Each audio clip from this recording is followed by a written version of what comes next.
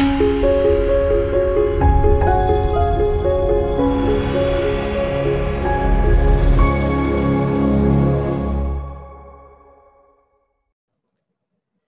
and welcome everyone. My name is Sally Pinto and I'm from the Yonkers Newark Neighborhood Naturally Occurring Retirement Community. We launched back in January of 2020 and we're here to serve seniors 60 plus in Northeast Yonkers. We have lots of fun programs and activities, and we also have a lot of resources for you as well. Our programs include meditation chair yoga, body mind fitness, bingo, and any other programs that you might be interested, like arts and gardening. We have our resource specialist, Alexa Smith, who can help you with finding services and activities out there for you, as well as our nurse, Barbara Simone, who can help answer your health-related questions. We're here for you, we're here for our community, and we look forward to seeing you in our programs. Enjoy. Hello, everybody. I'm Alexa Smith, the resource specialist with the Yonkers Newark. I'm here to help with application assistance, referrals for home delivered meals, and transportation services will be coming soon. We also offer Zoom activities and Zoom programs. And if you have any other questions or concerns, I'm here to help. Thank you so much and enjoy the program. Welcome. I'm Barbara Simone, registered nurse. I recently retired from Westchester County's Health Department as a public health nurse. I am now here to try to assist you with any medical or preventive care issues. Enjoy this program, and I'm looking forward to working with you. Hi there, guys. I can't see you, but what I'm happy to talk about today is, because it's the perfect time of year, is planning. That's not planting with a T, it's planning, your garden for next year. I can't, even though I've been gardening for 1,000 years, I can't tell you how many times in the spring I sit down and think, I can't remember half the things I did last year, even though I was obsessed with them in the fall. I mean, in the spring. So yeah, actually in the fall, sorry. So what's really important is, you look at your yard or your house. Now I'm actually gonna be talking about an outdoor area. If you're inside in an apartment, I think you'll find this interesting, but it really, I guess you don't really have plots to work in, but it's always good to see what other people do. So the important thing is to look at your garden first or your yard first and figure out what it is you want to do. There are a lot of questions you have to ask yourself. So I think that's the first slide.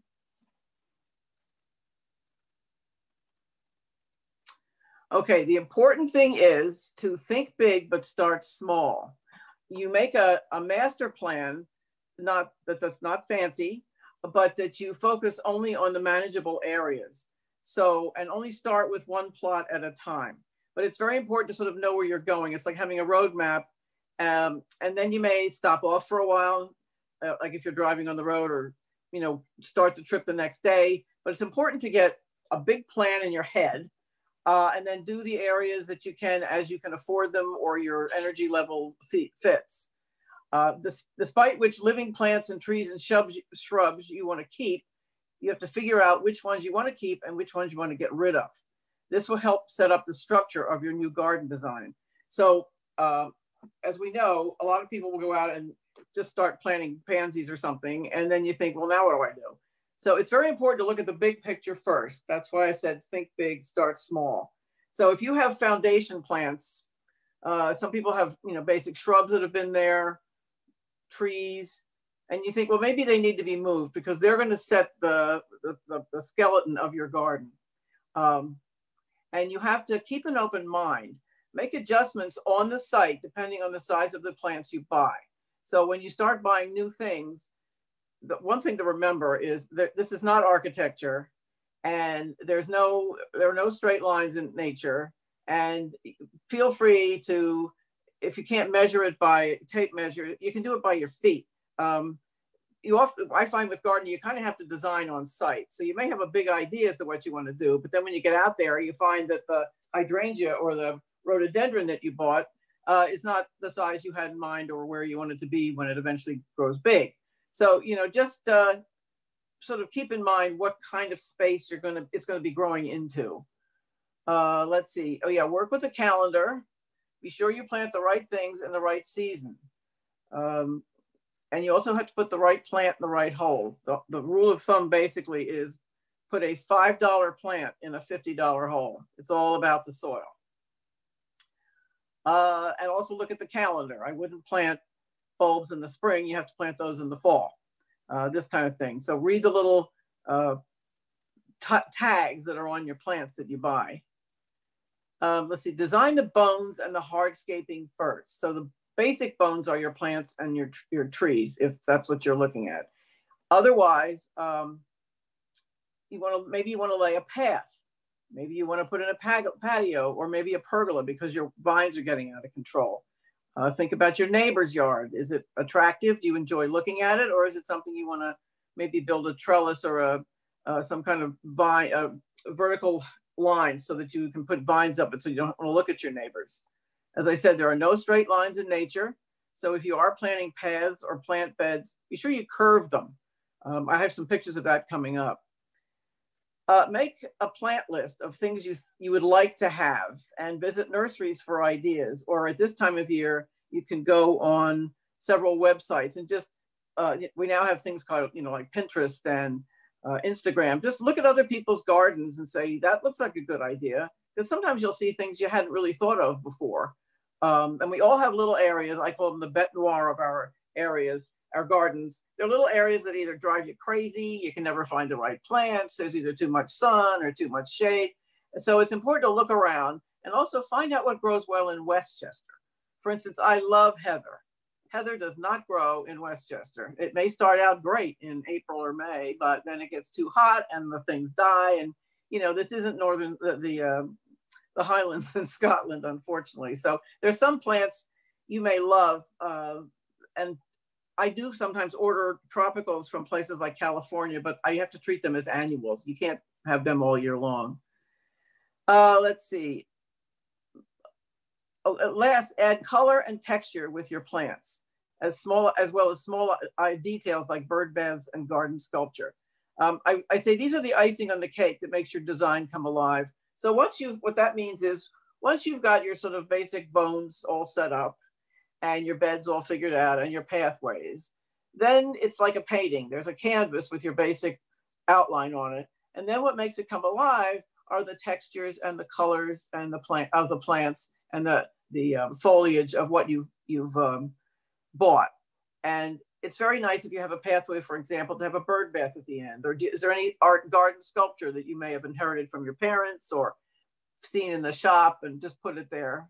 Again, put a $5 plant in a $50 hole. It's all about the soil. They feed on nutrients, and plants feed on nutrients in the soil, and they cannot thrive on junky dirt, which there's a difference to me between dirt and soil. Dirt is the kind of stuff you find that runs along the sidewalk. Soil is dirt that's been amended. It's earth that has been able to be added nutrients to it. And when you plant in multiples of 3. I really have trouble when people take plants and plant them in little rows like little soldiers. Nature doesn't grow like that. So if you're planting a bunch of, let's say, you want to do hydrangeas and you do want to do a sort of a sweep of them, by 3, 6, or 9. Don't do 4, 8, and 12. It just looks a little stiff. And gardens are not rigid places, sorry. It should be orderly, but not stiff. So these are kind of things, basics to sort of help you figure out how to plot your design. I can also, these are available if anybody would like to have a copy. You can have that sent to you, I guess by Sally or somebody. Next slide, please. Now, don't let this throw you. This is not architecture, but what gave me the idea to do this was our neighbor was infringing on our property. So I realized I had to make a basic plot and figure out where my property lines were. And they don't have to be exact. Let's say because Yonkers basic plots are 50 by 100. I'm 80 by 70. As long as it comes out to be 150, that's the minimum you can do in Yonkers. And I have a very small plot. But if, let's say, from the house to the driveway, I measured 20 feet, it could be 22 feet, it could be 19 feet. It doesn't have to be absolutely exact because we're not building a house. We're just fluffing up the area around it. But get a good measure of what size do you have and just plunk in your house, your garage, your shed, whatever you've got that's a hardscaping. How many walks do you have? How many steps do you have? And how does the driveway react to the street? Now at the bottom where it says 80 feet, that's my street. I'm on the side of a hill. And again, everybody's property is different. My problem was I'm on the side of a hill, so everything's on a slant. There are 3 streets that go down the hill. I'm in the middle, so everything runs off all the time.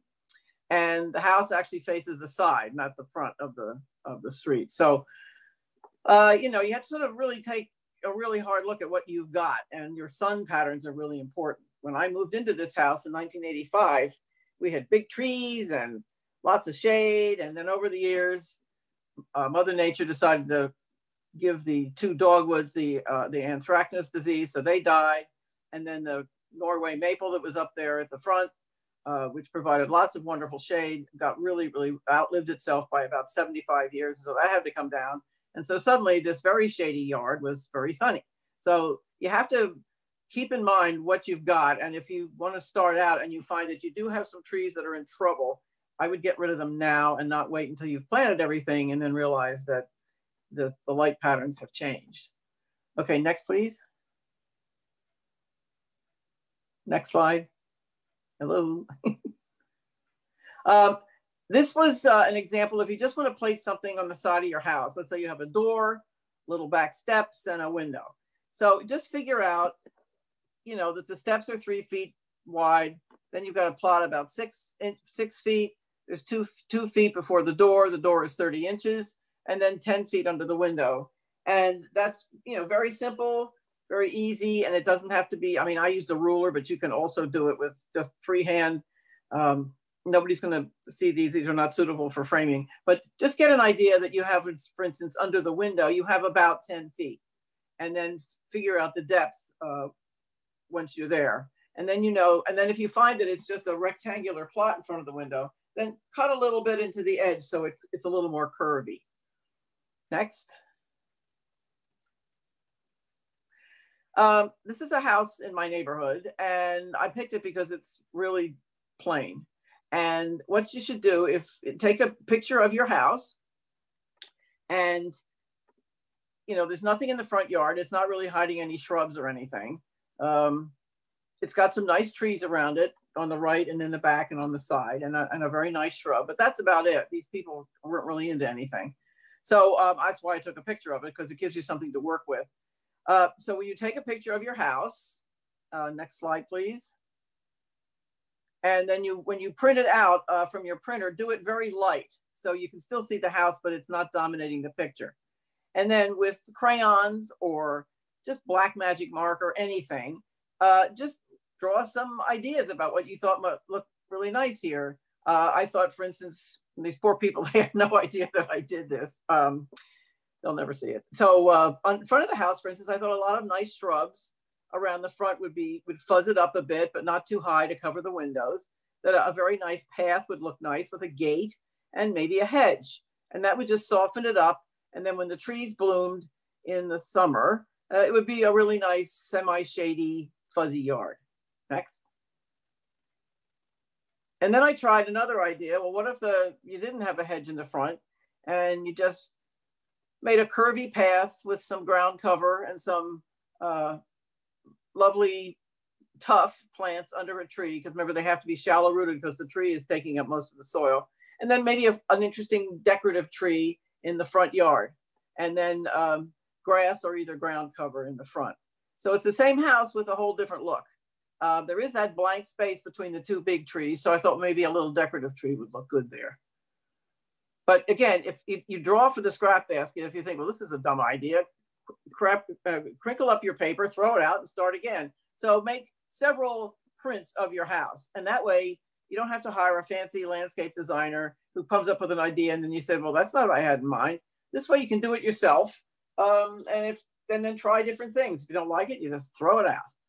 Next. Now this is a design I worked on with a friend of mine. Her house is at the top. She's a wonderful sort of 1880s Victorian house. And she said to me, the little picture in the middle, which is in color, she said, I asked her to look up things that she'd like to do.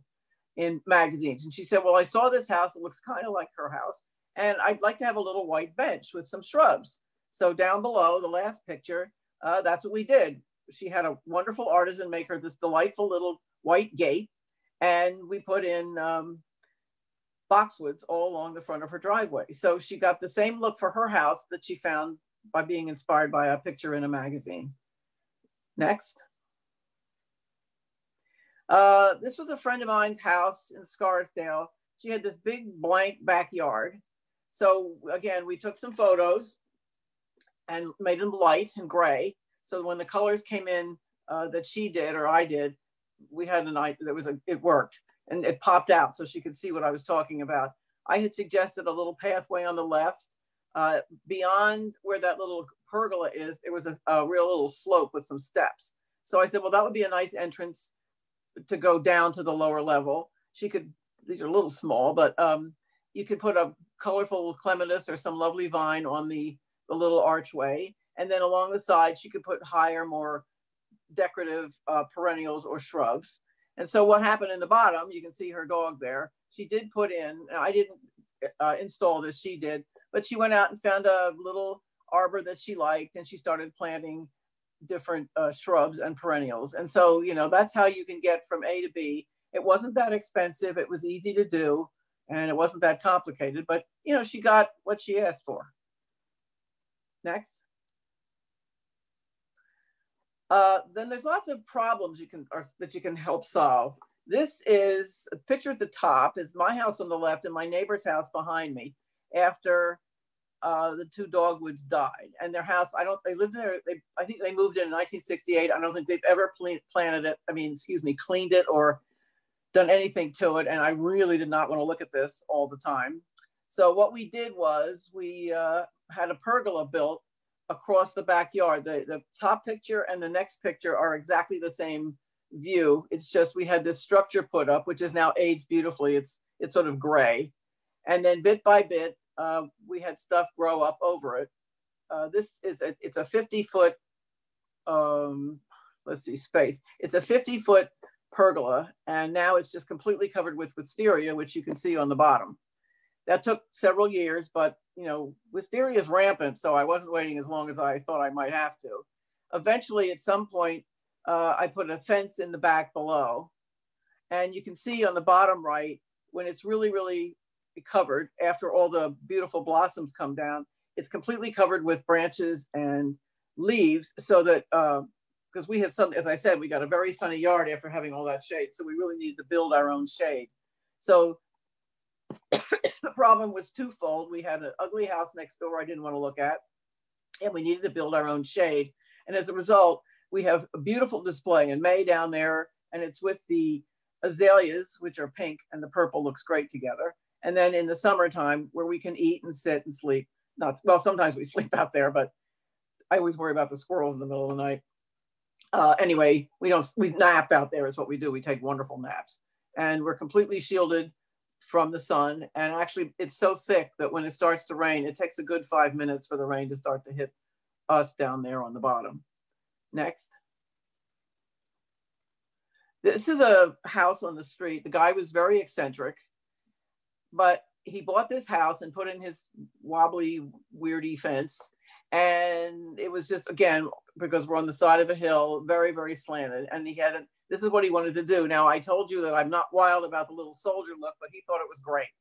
That's the other thing. You have to sort of, if you're going to help a friend out, you have to gear your ideas to what they want, not what you necessarily want. So in the middle, with just plain old magic marker, just black, I put in a design that he thought emphasized the lines of his property, which is what he wanted. And so down below, you'll see that the little row of there's a little row of rhododendrons, and then we built a quilt pattern of 3 different very drought tolerant plants at the bottom. That's the other thing. He wanted it low maintenance. He didn't want to water it or take care of it or weed it particularly. So it's very dense, but now you should see it. It's quite lush. And then there was a stone wall that he had built at the bottom. So even though it wasn't particularly my taste, he loved it. And the point is we reacted to what he wanted and the design that he liked, and also the needs of his particular property. Whereas my problem had been an ugly neighbor's house and no shade. His was all sun and tremendous drainage. Next. I've made this little chart of problems that you might have and how you can solve them. The first problem is, let's say your property's flat and square, and you don't find that very interesting. Well, some of the solutions are to create pathways that are curved and then fuzz them up in different areas with some low shrubs. What if you have a little passageway on the left that's narrow and small? That happens a lot in Yonkers, where it's the side of your house that's up next to the person next door. Well, that's a good place to build a trellis, for example. You could put an archway over it and then cover it with vines the whole way, or put in very tall plants, decorative plants like canna, and some of the more tropical plants that you can get as annuals. Underneath, if you've got a hillside, which we certainly do over here on the east side, that was a great place for me to build a waterfall. So I dug out a little pond and put in a waterfall. I didn't have to build up the soil so the water would fall down. It was already there. So it looks quite natural. You can also plant a rock garden. I know these pictures are tiny, but I can send these to you if you want them normal size. Or you could do grass, because a hill presents a lot of drainage, and usually you have to do something very drought tolerant. That's where perennial grasses, decorative grasses come in really handy, because they don't like fertile soil and they don't like to be fussed with. And they grow beautifully, and then when the wind comes, they move lovely. It's just great. But, you know, so for us, we did a waterfall because I wanted water and I wanted the sound of water. It's not enormous, but it's just enough to, you know, give us a feeling of calmness and quiet, and it helps block out the sound of the Bronx River Parkway. Then there are other things, like at the end of your garden, if you just have a big dumb blank wall where nothing will grow, or you didn't want to put a trellis up, there are things that you can do to make focal points. One is a bird bath, which works very nicely, particularly if it's a different color than your wall. Let's say your wall is white. It's nice to get sort of a black or a blue bird bath so it pops out. You could put an ornamental tree down there. You could put a big urn. Sometimes people find great antiques, or in junk sales, yard sales, they'll find all sorts of big things they could put at the end. And also, you know, a little table with a lovely colored umbrella. It just pops the image forward, and then the blank wall just completely disappears. I had mentioned before about planting in threes. In the left, if you just have everything lined up along the lines of the house or the sidewalk, it's very stiff. Whereas if you plant in threes, your shrubs in front of your house look a little softer, and they look a little more natural. And you can also curve that path, which I did not do in that picture. And then here's the old problem of blocking out your neighbors. Just ignore the phone. If you want to block out your neighbors, they may have, you know, a house that you don't like the color. They may have a swing set that annoys you. There are things you can do, such as planting a natural screen, like a hedge or a pergola. Again, pergola and lattice work, you know, solve a lot of problems. Sorry about the phone. And they look airy, which is what I've done in the back of my yard now. We've taken that old fence down under the pergola, and we've put in lattice work, which also serves as a fence, but the wind comes through beautifully. And if you put plants on it, it's really lovely. Or you can grow a hedge that's quite tall, or put in something like arborvitaes. But again, alternate the way they're planted so they don't look like the little soldiers. But these are some ideas to help you fix annoying spots in your garden that can drive you crazy. And they don't necessarily have to be big. They just need to be dealt with. Next. That's the end of the slideshow? Huh. Oh, I went faster than I realized. Can we get back to the gallery view?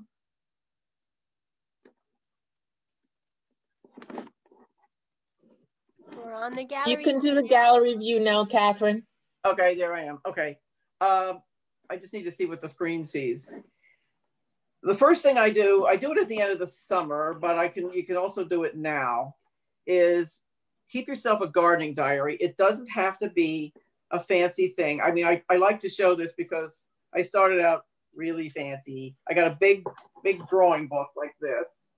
And oh, my handwriting was lovely. And I took lots of photographs. And I made, you know, cute little drawings and labels and everything. That was in 2001. As the years went on, now I'm embarrassed to show this, but I just scribble it all down as fast as I can. I draw arrows, I make little red marks saying didn't work, did work. It doesn't have to be an art project, which is kind of how I started, but it's all what you're all about. But it's very important to write down now your thoughts for the coming year. So I wrote down in this fall, I wrote down thoughts for 2021. So you write down, you start in one part of the garden and just work your way around, however big your plot is, or even in your house. What worked? What didn't work? What is still annoying you? And what do you think you could do about it? What would you like to buy? What do you think will work in your property? Would you like to have a sitting area? Do you think you need a little water place? Did you see some things that inspired you that in a magazine or in a garden tour that you liked and you'd like to put it in your yard? You have to also weigh, you know, how much is it going to cost and how extensive do you want to get it? Do you want to have a low maintenance or a high maintenance garden? But it's just so important that and also that you write down, for instance, in a perennial bed, because a lot of them are herbaceous, which means they disappear over the winter. Write down, I do little circles like this and just quickly write down where they are, because in May and April, I think, who's this? Or is there somebody in there? I can't quite remember, because some of them come up late. And if I don't remember the name, I try to save all the labels that are in my, you know, things I bought, but that doesn't always happen either. I'm trying to give you guys a reality check. So sometimes I just write down, you know, the pink thing that with the fuzzy leaves. I know what that means. Any horticulturalist certainly wouldn't know, but just make notes about what it is you've got, even if you don't remember the name, because I don't garden in Latin necessarily. I mean, sometimes I remember, but that's not the point of the game. I'm not trying to impress people with that. And, you know, and are there things in your garden you want to move? What two things didn't look good next to each other? Or really one of them should be in a happier spot. Sometimes you need to sort of take a lot of things out of your yard and completely amend the soil and then put them back in, maybe you rearrange them. I tend to be the kind of person who rearranges stuff. I like to rearrange my furniture in my house and all that kind of stuff. So anyway, that's the basics. If you have any questions, please let me know. If you have any ideas, I'm always up for new ideas. I did want to mention maybe some catalogs you could look at just to get yourself some ideas. I tend to buy plants. I don't buy seeds because my house is not that sunny and it's a lot of work. And then half of them have damp off and they just disappear. And you think, I wish I had a greenhouse, but that's a pipe dream for me. So I tend to buy catalogs that will give you plants. There's a one called Select Seeds, selectseeds.com. It says seeds in the title, but they also sell plants, and they sell beautifully packaged, very healthy plants that when they come, they're about 6 inches, 7 inches tall. They're in great shape. I've never lost one of them. And they come in beautiful plastic packages all stacked up, and they're nicely moist when you get them. So Select Seeds is a reliable company. Bluestone Perennials is also great. They're a little expensive, but if you see something you love, you spend the money on it. There was this, I always tell the story because I'm a garden guide at Wave Hill, not this year, but in normal years, that there's a wonderful, they have a water garden there, and they have a wonderful plant called the Mosaic Plant that floats. And it looks like tiny little water lilies all together. So they look like a mosaic. And I just died for it. And I bought it. It was $32. I thought, really? So I spent the money. I put it in my pond and the fish ate it within 24 hours. So you sometimes have to just bite the bullet and do what you can. Let's see, who else do I order from? There's Select Seeds, Bluestone Perennials. There's Annie's Perennials, Annie's Annuals. It's called Annie's Annuals. It's in California. anniesannuals.com. I discovered that this year because there were a couple of things I saw at Wave Hill that I love, but of course here they are annuals. You can't plant them for all year, but you can get some tropical things from her who will thrive beautifully all year in California, but here it's worth it for the summer and the hot weather. And that's a lot of fun. The other one is, wait a minute. Well, I'll think of these things as we go through. There's another one, shoot, can't remember it. Anyway, you know, not all catalogs are great. So it's important to look through it and see what you think and see if you can make a judgment from that. Okay, so now any questions people have or ideas I can share? Yes. There is a question in the chat. Oops, go ahead, Zine. It's okay. You can read it. It's great. I'm glad we're both on the ball here, Sally. Go ahead and read it. All right, you take the next one. What are your recommendations for indoor plant soil? How often should we change the soil? I have very low lighting in my apartment, and my indoor plants seem to be growing very well. But over the last couple of months, they don't grow as fast. Maybe because they need bigger pots? What do you think? Well, check and see if they're pot bound, but it's also coming on to winter, and so they're probably going a little dormant. Plants tend to slow down. Even indoor plants tend to slow down in the colder weather. The key is, as I've said this before, do not overwater. Better to be drier than wetter. It sounds like they're doing okay. I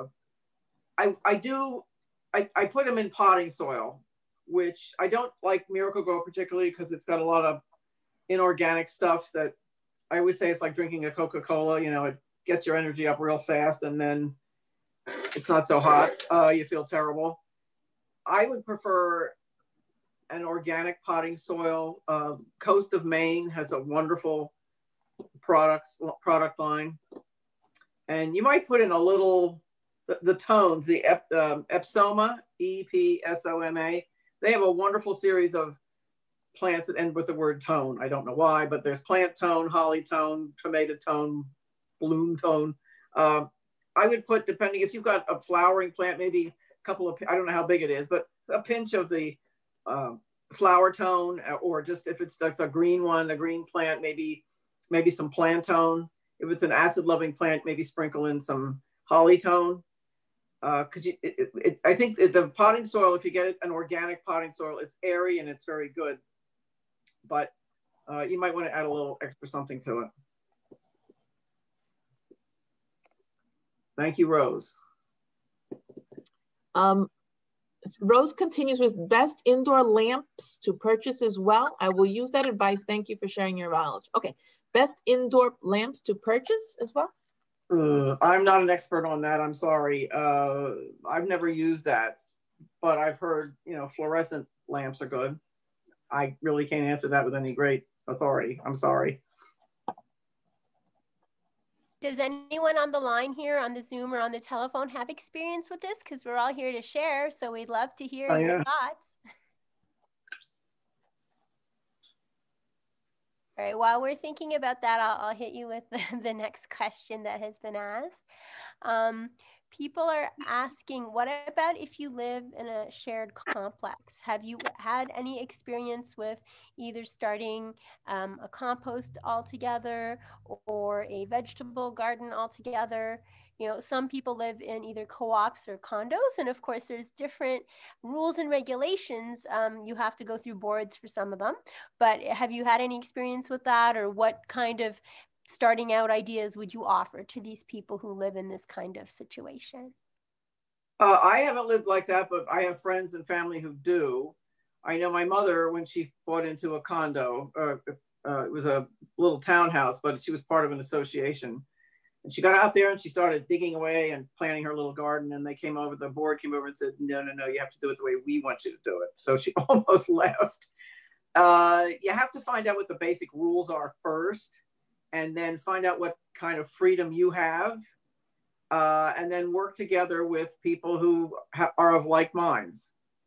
Sometimes, for instance, in the back, maybe there's a terracing area that nobody can see from the front. Maybe you want to share that with each other. I know, I mean, my neighbor and I are not, we're in separate houses, but we share our properties blend because we like the look of the you know, moving from one area to the other without walls or fences or anything like that. So, you know, that can work in an individual house. It can also work if you have a good neighbor. It all depends on your neighbors and the rules that you guys get to work with. Now, if it's somebody who's willing to go ahead and you can be kind of creative, go for it.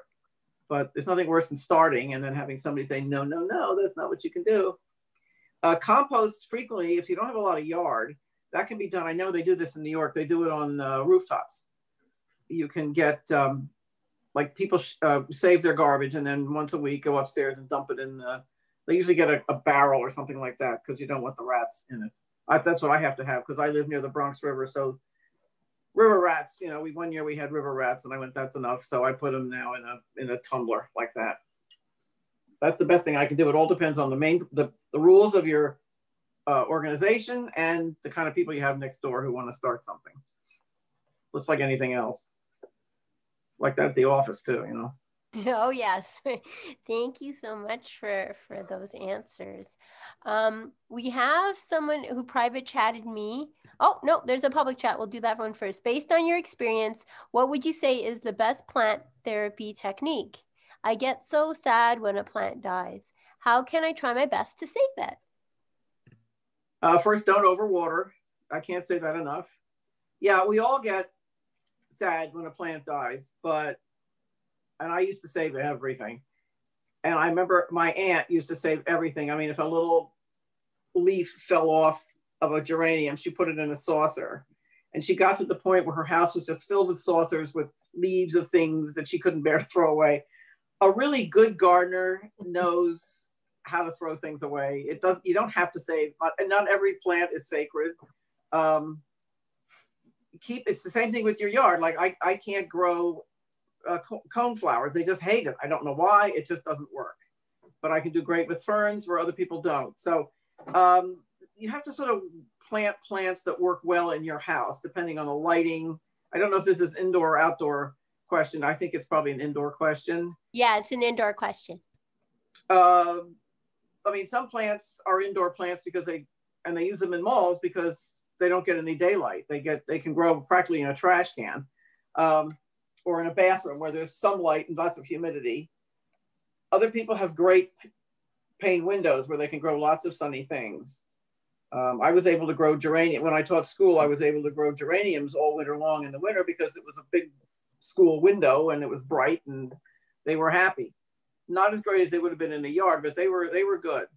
So it depends on your situation, but just don't overwater.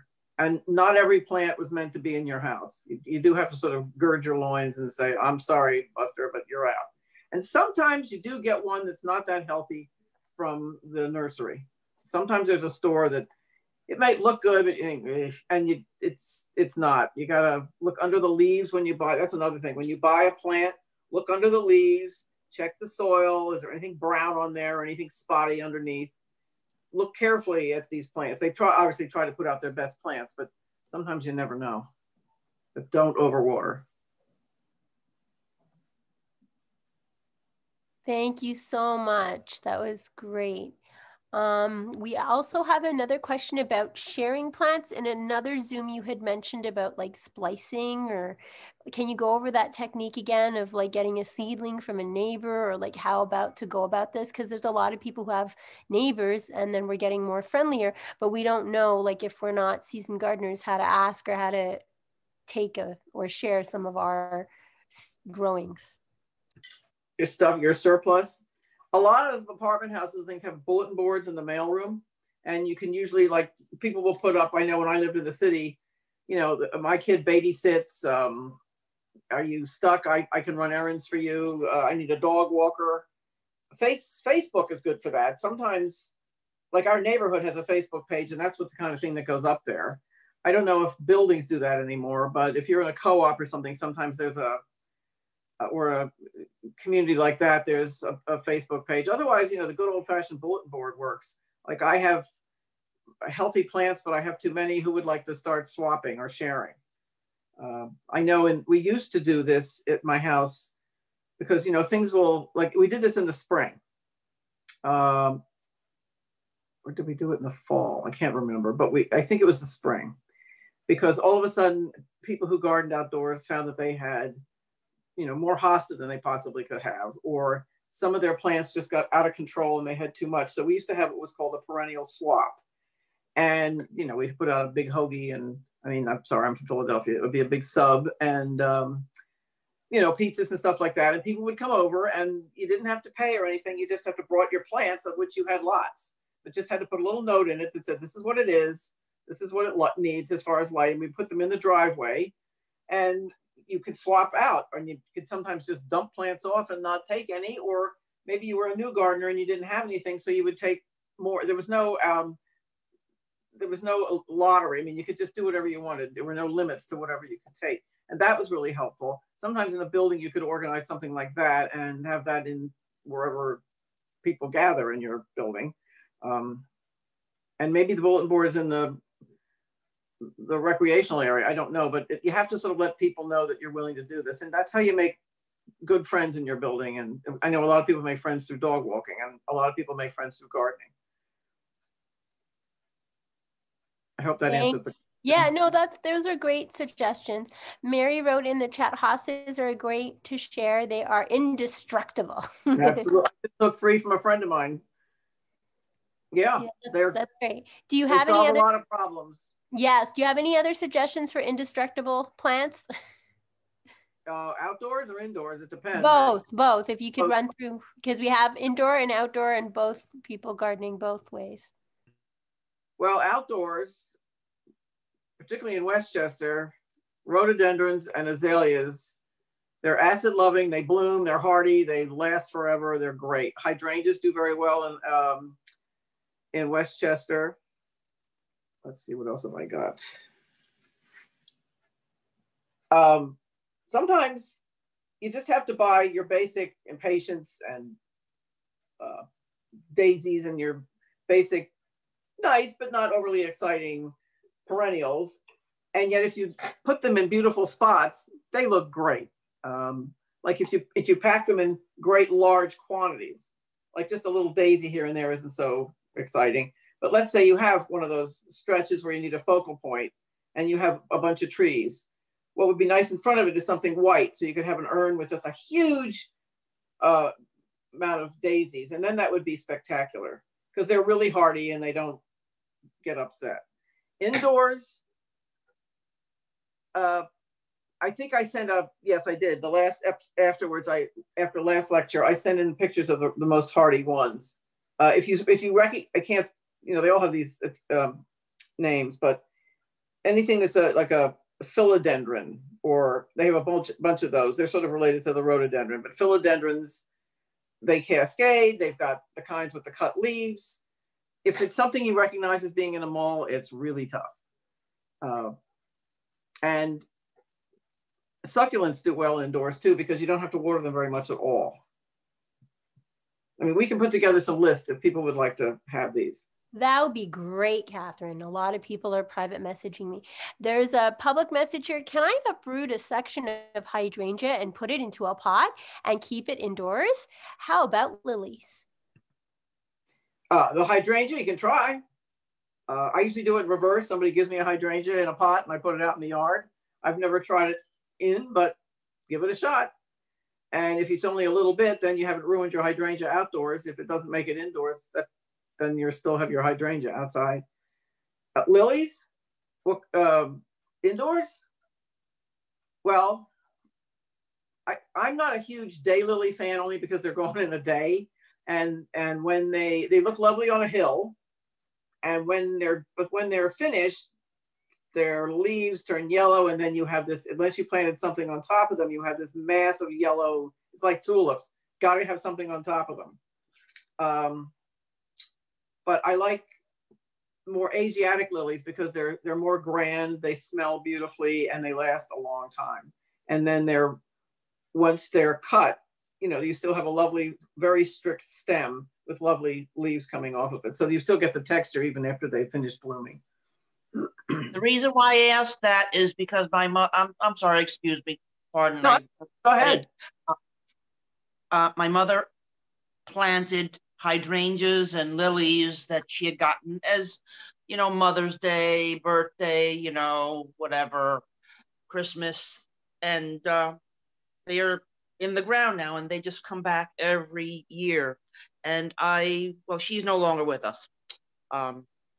Anyway, I would like to know if I could take a piece of that, you know, if I could uproot a bulb and put it in like you said, try it out, you know. I move I have iris, for example, and I move them around. The only plant I've ever heard that really hates to be moved is a peony. They just can't stand it. So you have to do it now. And then then they're all settled in over the winter, and then they'll be okay in the spring. But otherwise it's a little late, but because the ground today it makes crunchy noises when I walked on it. So usually you can do it through December, but we're getting to the end. Mm-hmm. But best thing I can say is give it a try. Oops. Okay. Thank you. Do you have any experience making leis? Someone wants to know, with live flowers. No, I haven't.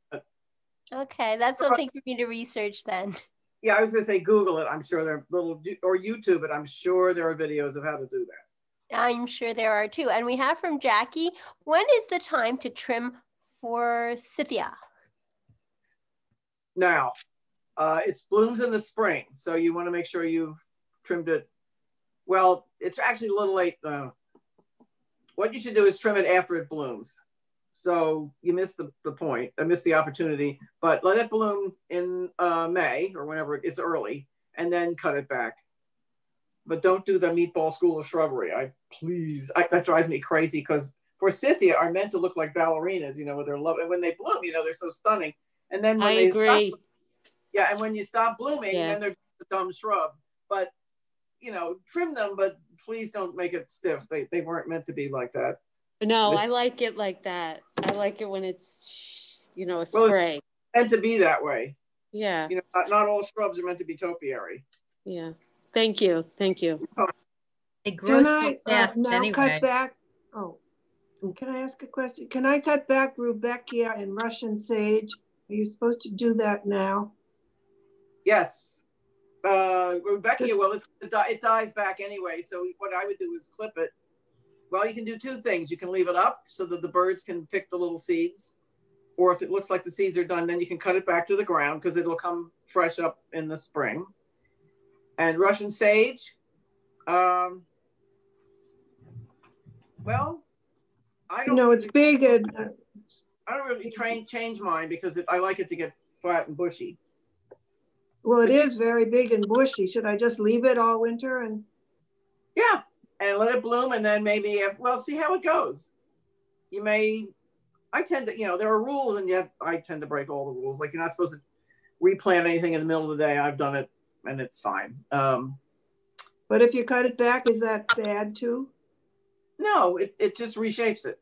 It's a shrub, so it's not as sensitive as a perennial. Thank you. Is it bothering you? Is it too big? Is it bothering you? Well, it's kind of big. Well, then I would prune it in the spring, because it's going to grow again. Obviously, in the spring. All right, so I have a chat saying someone did what you said not to do, and they don't want to cop to it in public. So they just basically hatcheted at the wrong time. So is there any saving, like TLC, 911 help from you that you can, you know, suggest? Is there a bomb to put on the stumps, or can we wrap them with burlap? They're asking all these questions because they're really worried that they— About what? You know, they trimmed at the wrong time, and now it's like a hatchet job. So they're hoping that they didn't do too much of damage. Is there any mitigating things that they can do, like put a bomb or put burlap or something else? Did they admit what they had chopped? No. I'll try to tease it out of them.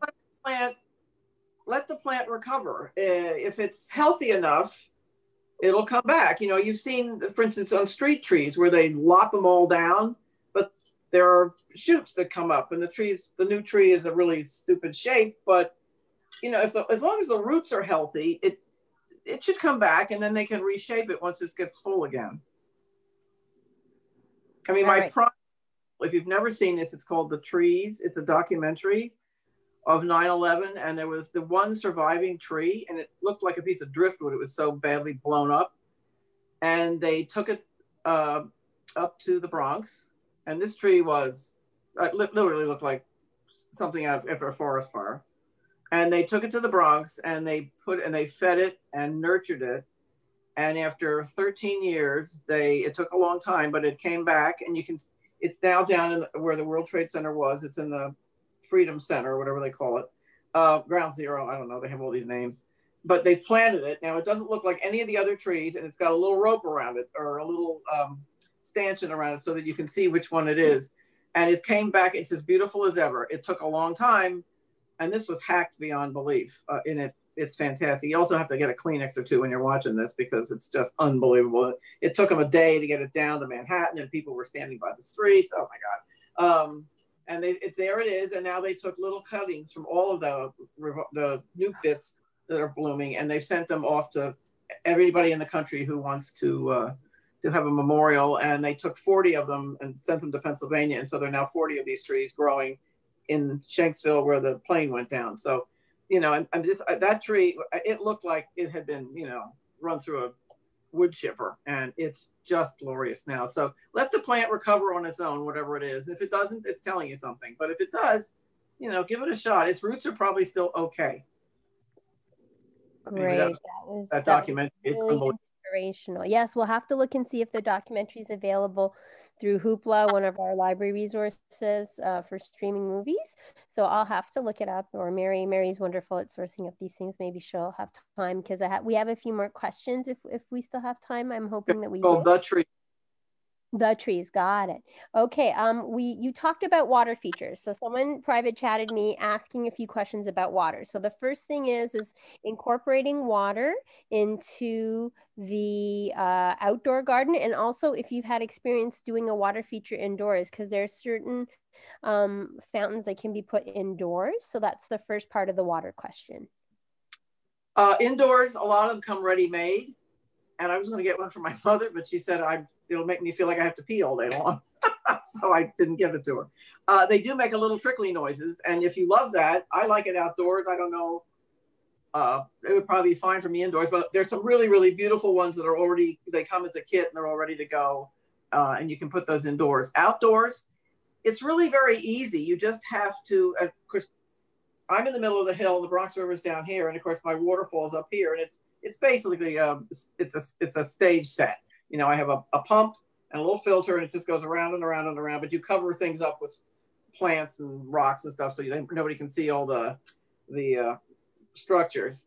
But people just actually literally have said to me, oh, did you tap into the Bronx River for this? Which meant that everything would have to go way uphill. I said, no, it's a stage set, but it's nice to have water. But you can keep it pretty simple. And they have some now that you just attach to a wall, and there's I mean, mine I sort of built myself, but not, you know, and you get the parts, but now you can get things that are, again, kits. It's a beautiful thing you can hang on your wall with a little motor and a switch and stuff, and it'll just give you some sounds. You don't have to do waterfalls particularly. Or big ponds. Well, none of us have that kind. I don't have that kind of land anyway. All right. And then what about a small pond? Well, mine's not very big. It's about 8 feet across. Okay, so that's considered. You can do it in barrels too. People do that. And go to the Pond Guy. That's a great website. The Pond Guy. They have stuff for any size garden, the water garden. Many people like to just have a barrel. Like if all they have is a porch outside their apartment, you can get a wonderful barrel, and you can float some water lily in it, maybe some water lettuce or something like that. And then you just get a little bubbler, or they have little motors that shoot up. I have a very small one like that in my front yard, just because we wanted to hear the sound of water, but I didn't need a second pond. Rosedale Nursery also has some very nice fountains. Which nursery? Can you repeat that? Rosedale. It's in Hawthorne. Rosedale.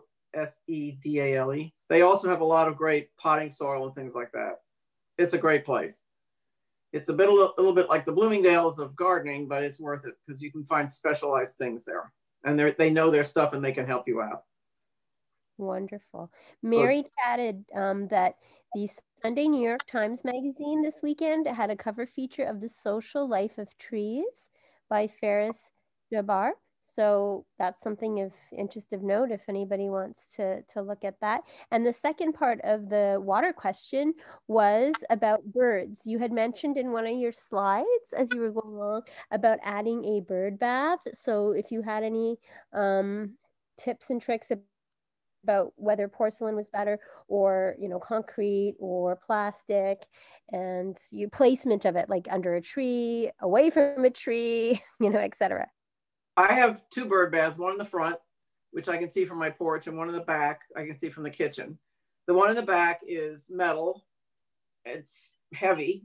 And the bluebirds tend to go in there. So I also can see out the window whether it's low or frozen or a little slimy because it's rained and the leaves are in there. So you have to keep monitoring your bird bath. The one in the front I have is under, I would put it under something because the birds like to be near the water. It's not next to the trunk. It's under a Japanese maple, which is an ornamental tree. So the bird bath's underneath. It's literally a black metal pole with a frame. And then I put, because the insert was plastic, which of course it cracks. I put a new plastic insert there. It's basically the tray you buy at like Rosedale's where I got it. You know, it's the tray you put under your houseplants, and you just measure it to there's this ring, and then you just plop the dish underneath because it's deep enough because it's supposed to catch water from your plants. Well, it makes a nice insert for a water garden. You can make a bird bath. I mean, yeah, they're all different kinds. The birds don't care. I think what they care about is the water. And like this morning, mine was all frozen over in the front, so I had to go, put hot water on it, or I dumped it out and start with new. It's important to have water because I turn my waterfall off, by the way, in the winter. So the birds can't really get the water there either. Many different, again, Google bird baths. You'll find a whole bunch of them out there, and they can be fancy or not. It just can't be near where squirrels or anybody else could. Well, wait, I should take that back. Mine are near under this little tree because it gets shade. I put it out in the middle of the sun. Or maybe you could. I think birds will go for the water. The key is, I think, is to just keep after it. Don't let it get full of mosquitoes. You have to, if it's also standing water. So and in the wintertime, the summertime, I tend to change it a lot. It'll get a little scuzzy, or you don't want mosquitoes in there. And what you can tell is when you look in, if you see these teeny little squiggly little wormy things, dump it. And just make sure that you keep it fresh. And keep a lot of leaves out of it. You have to cut. It's like anything else. You have to watch it. Right. And if you're living in a condo or an apartment situation, do you recommend like hanging something like off of your railing? Let's say you have a little garden, like that you have a potted plants like hanging off your railing. Is that something that the building allows it? I think that's great. Okay. Sorry, I didn't mean to.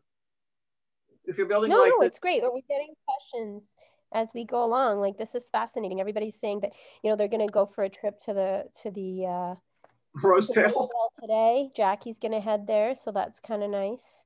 I want to mention we had questions separately about working on pet-friendly plants. So for the new year, we're going to be exploring that because some of us have pets at home.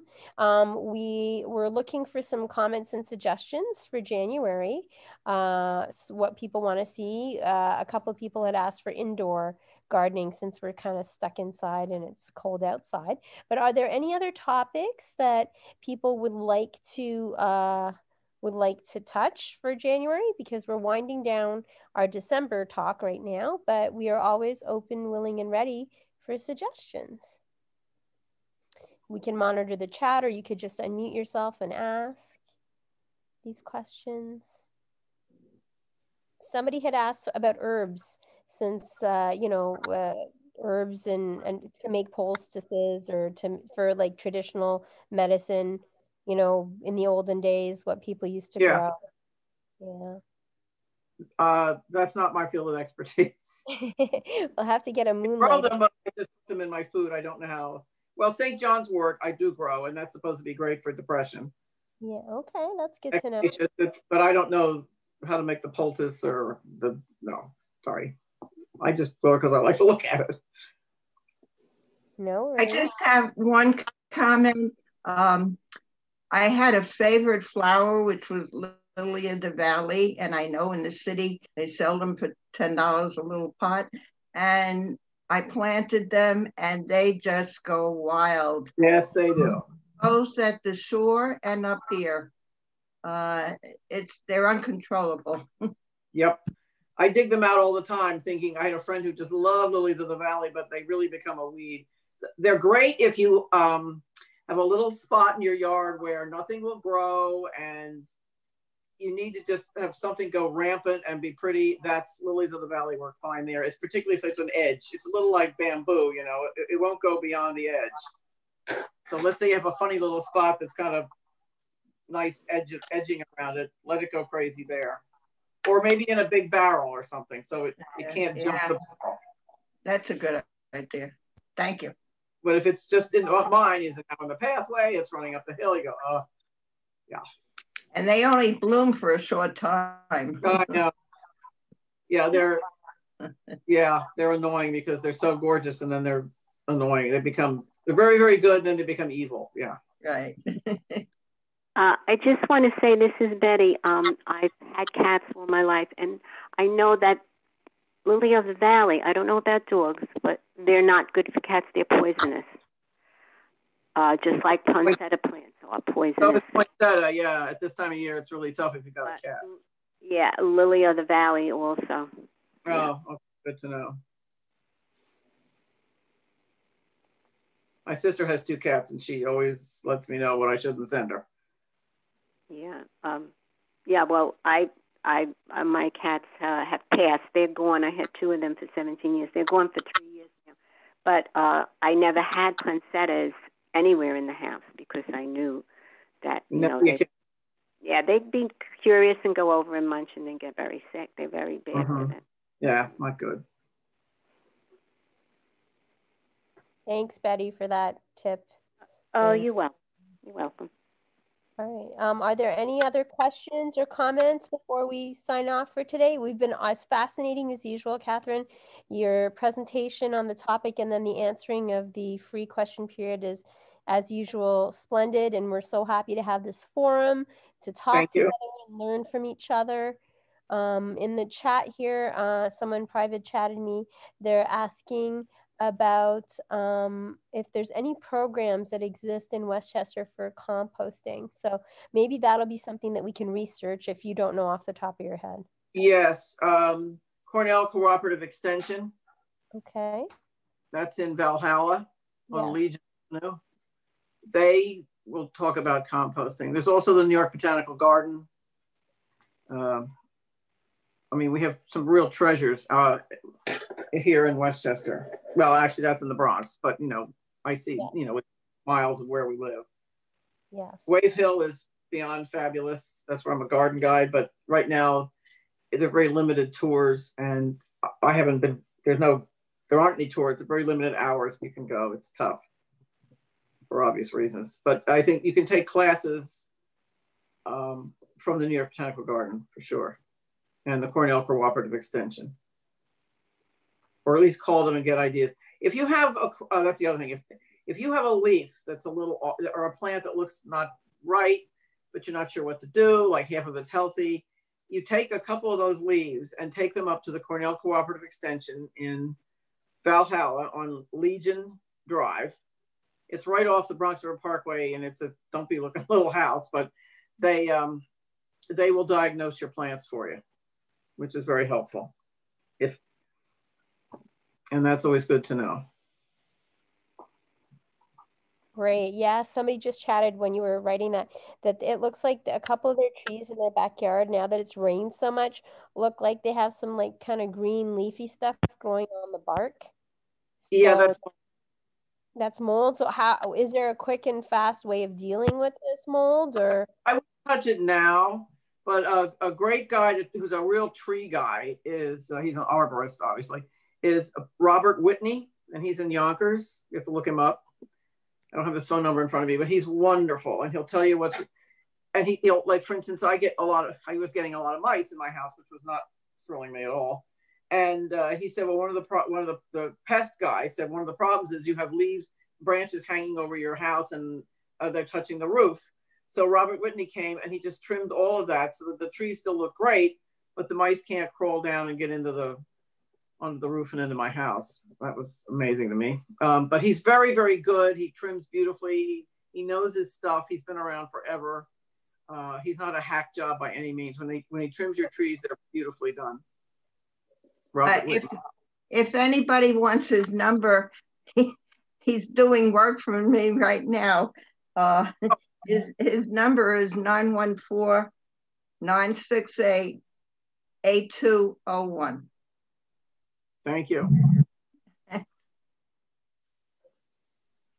Yeah, I think it's always important to get help from experts. That's why we have Katherine here on the line, who's our expert, who's our lifeline, and spreading out and doing research is really important, like you said, and taking the classes. We're hoping that in the new year, maybe the library can work on some more gardening, indoor and outdoor projects for people to be involved in, especially on our properties. So we're looking into that once things open up, and that we can do some communal gardening, because it would be nice to, have a pollinator garden.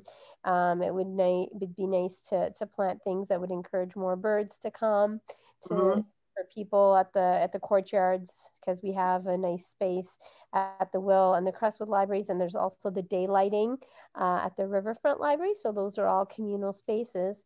Once things lighten up with the COVID, that we can start to meet together again and do some community events. I have a neighbor who's an expert on native plants, if anybody would be interested in that topic. Ooh, that would be nice. I don't know if she'd volunteer her time because she's a professional, but I'll ask her, or you can ask her.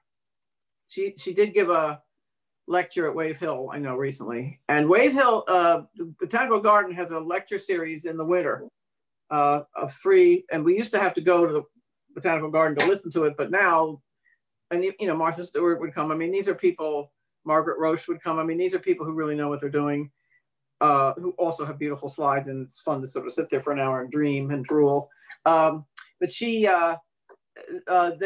that online. So if you go to the New York Botanical Garden, there's one in January, one in February, one in March. And they're going to be doing that obviously as a Zoom, because nobody's going to squeeze into that lecture hall right now. So it opens up the possibilities for a lot of us who are here on the line. That's really great to know. We really appreciate the heads up and the advance notice. Thank you, Katherine. All right. Yeah, Google is your best friend. Just Google topics. It's amazing what comes up. Hi, everyone. This is Z from Yonkers Public Library. Thanks so much to Sally Pinto and Alexis and Barbara from Newark. Thank you to our community partners, WJCS, the City of Yonkers Office for the Aging, Westchester County Legislator Ruth Walter, Friends of Crestwood Library, and Yonkers Public Library for making this phenomenal partnership. And we thank each and every one of you for being part of our wellness community. Be well, stay well.